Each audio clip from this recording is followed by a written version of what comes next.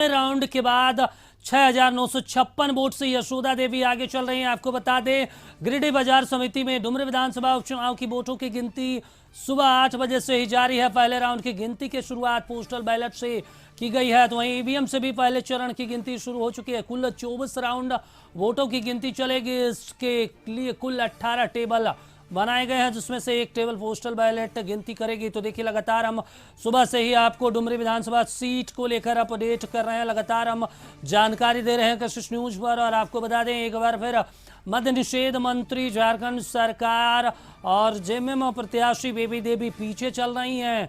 करीब 7,000 वोटों से वो पीछे चल रही हैं। 6,956 वोट से यशोदा देवी आगे चल रही हैं। आपको बता दें कि गिरिडीह बाजार समिति में डुमरी विधानसभा उपचुनाव की वोटों की गिनती जारी है। सुबह 8 बजे से ही ये वोटों की गिनती हो रही है, जिसमें अब आजसू उम्मीदवार करीब 7,000 वोटों से आगे चल रही है। लगातार कांटे की टक्कर कही जा रही थी, लेकिन अब एक बार फिर जो गिनती है वो, और जो कह सकते हैं कि जो चुनाव का माहौल है, जो जनता ने निर्णय दिया है, करीब करीब एक पक्ष में जाता दिखाई दे रहा है। लेकिन करीब अभी 14 राउंड की गिनती बाकी है। 24 राउंड होनी है, 10 राउंड अभी तक हो चुके हैं, 14 राउंड बाकी है। ऐसे में अभी कुछ भी कहना जल्दबाजी होगा, लेकिन ये तय है कि जिस तरीके से 10 राउंड में करीब 7,000 वोटों से यशोदा देवी आगे चल रही हैं, ऐसे में एक बार फिर झारखंड सरकार के जो मुखिया हेमंत सोरेन, उनका प्रतिष्ठा दांव पे लग चुका है, क्योंकि इंडिया गठबंधन के वो मुखिया हैं। और आपको बता दें कि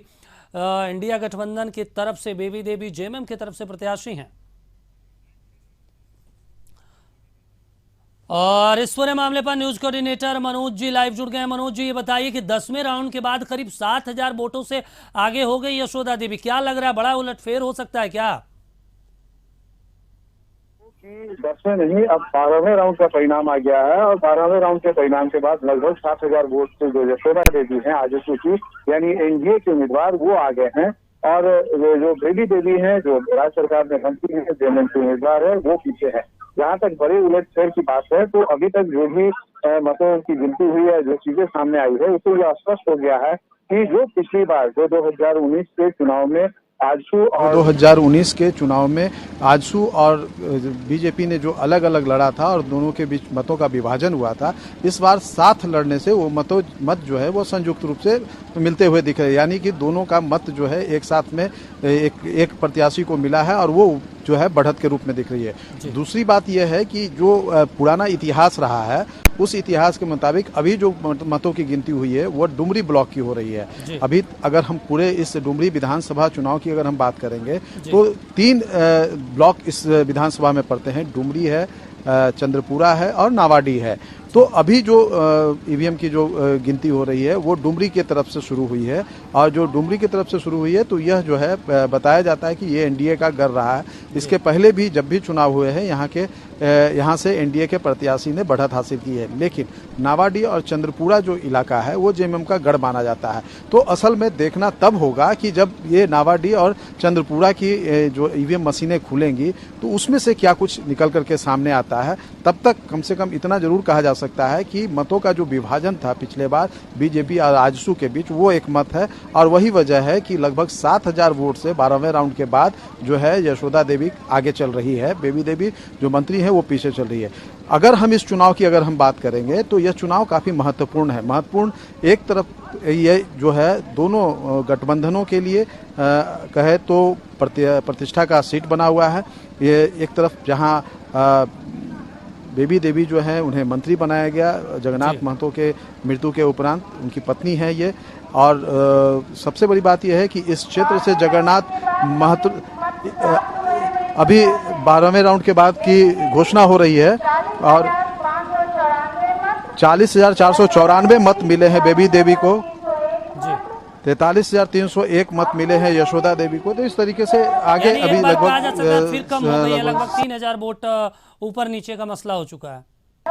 जी, तो मैं बता रहा था आपको कि जिस तरीके से ये सारी चीजें जो चल रही हैं, वो सामने में आ रही है और ये दोनों दलों के लिए, दोनों गठबंधनों के लिए प्रतिष्ठा का प्रश्न बना हुआ है। एक तरफ जहां जगन्नाथ महतो की मृत्यु के बाद उनकी पत्नी को मंत्री बना दिया गया और उसके बाद चुनाव लड़ाया गया है, तो ये एक बहुत बड़ा निर्णय जो है मुख्यमंत्री हेमंत सोरेन ने लिया है, उनके दल ने लिया है और शायद यही वजह है कि इसको जिताने के लिए इस अपने प्रत्याशी को पूरा दमखम जो है लगा दिया गया है। तमाम जो बड़े नेता रहे हैं गठबंधन के, इंडिया गठबंधन के, चाहे मुख्यमंत्री मनोज जी, एक और यहाँ पे बड़ा सवाल है क्योंकि इस चुनाव में अगर देखा जाए तो हैदराबाद के जो सांसद हैं असरुद्दीन ओवैसी, उनकी भी एंट्री हुई थी, उनके प्रत्याशी का क्या हालचाल है?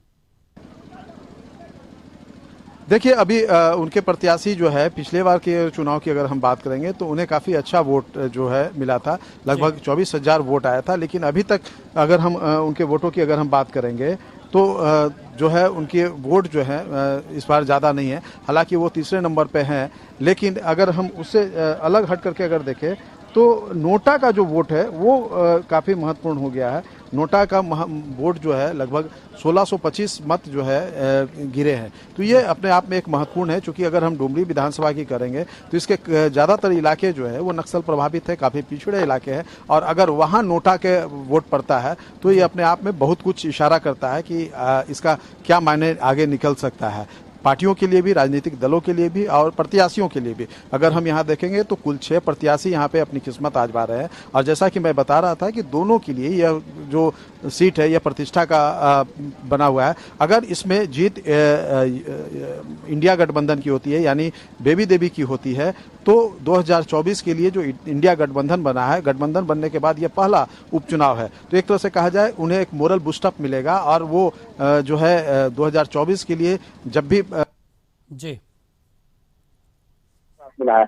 और अगर एनडीए को मिलता है तो एनडीए ने जो 2024 को लेकर के जो अपनी रणनीति बनाई है और उसको लेकर के जो लगातार जो काम किया जा रहा है उनको मोरल सपोर्ट मिलेगा। हालांकि ये 1 ही वर्ष का कार्यकाल होगा, जो भी विधायक जीतेंगे 1 से 1.25 साल का, लेकिन ये जीत और हार जो है ये प्रतिष्ठा का है, ये काफी महत्वपूर्ण और हार जो है ये प्रतिष्ठा का है, ये काफी महत्वपूर्ण है। जी राकेश। मनोज जी, एक और बड़ा सवाल यहाँ पे है कि जिस तरीके से ये चुनाव लड़ा गया, लगातार असरुद्दीन ओवैसी की एंट्री हुई, फिर लगातार पिछले 5 उपचुनाव हुए उसमें सत्ता पक्ष की जीत हुई, लेकिन अगर आपको क्या लग रहा है, क्योंकि 12 राउंड की गिनती हो चुकी है, 12 राउंड और अब बचे हैं, और ऐसे में जिस तरीके से 3000 का मार्जिन है, क्या लग रहा है कि आगे भी ऐसा ही चलेगा या फिर जो जहाँ पे उनका घर है, खुद जगन्नाथ महतो का घर था, उस आसपास के जो बूथ रहे हैं वहाँ पे अभी तक गिनती नहीं हुआ, वहाँ का जो ईवीएम है बॉक्स नहीं खुला है अभी तक?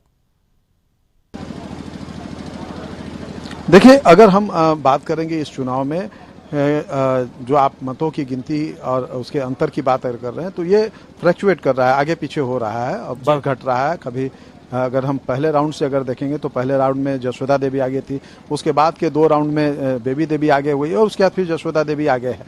तो ये अभी कहना जल्दबाजी होगी, क्योंकि अभी काफ़ी मत बचे हुए हैं, लगभग आधे से अधिक बूथों की गिनती अभी नहीं हुई है। ऐसे में कुछ भी कहना जल्दबाजी होगा। लेकिन हाँ, बात ये है कि सिंपैथी की जो बात आपने कही वो कितना मिला है जी।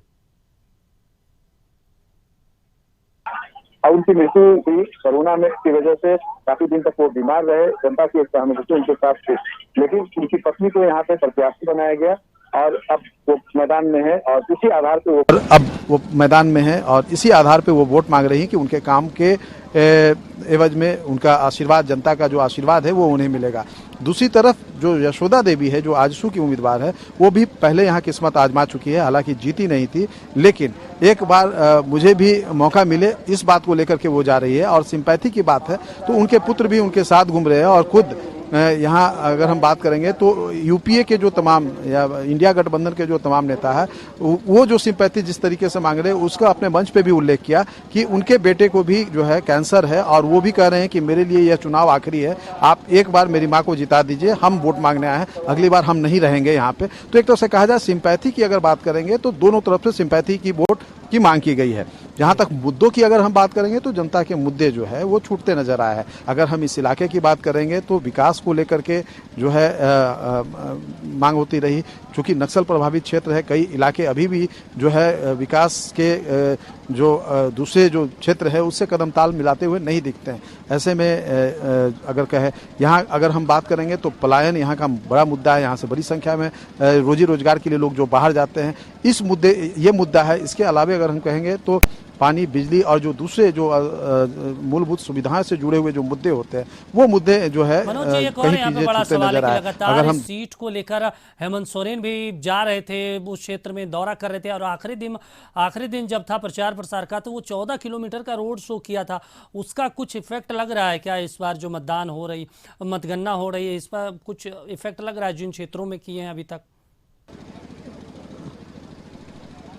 देखिए, जैसा कि मैं बता रहा था आपको कि अभी डुमरी प्रखंड का जो है वो ईवीएम मशीन खुला है और वहाँ गिनती हो रही है।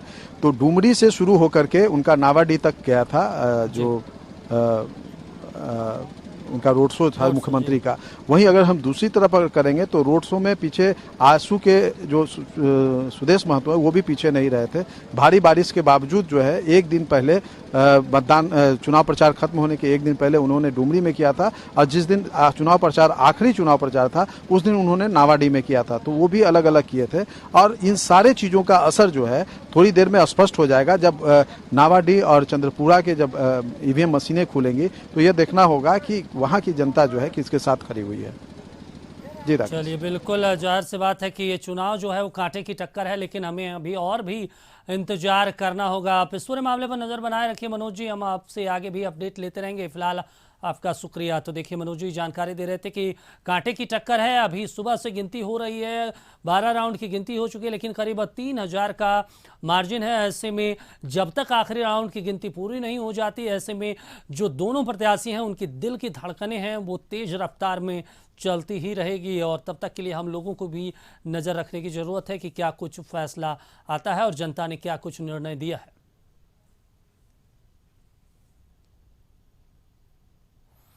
तो आपको बता दें कि 12वें राउंड के बाद अब 13वें राउंड की गिनती जारी है, और आपको बता दें कि आजसू उम्मीदवार यशोदा देवी आगे चल रही हैं। वहीं दूसरे नंबर पर बेबी देवी हैं जो इंडिया गठबंधन की प्रत्याशी हैं, और ये चुनाव जो है, इस चुनाव पर सभी की नज़रें टिकी हुई है, क्योंकि खुद बेबी देवी झारखंड सरकार में मंत्री हैं, मद्यनिषेध मंत्री हैं। ऐसे में उनके ऊपर सभी की नज़रें हैं कि इस चुनाव का परिणाम क्या आता है, उसके बाद फिर उनके भविष्य का फैसला होगा।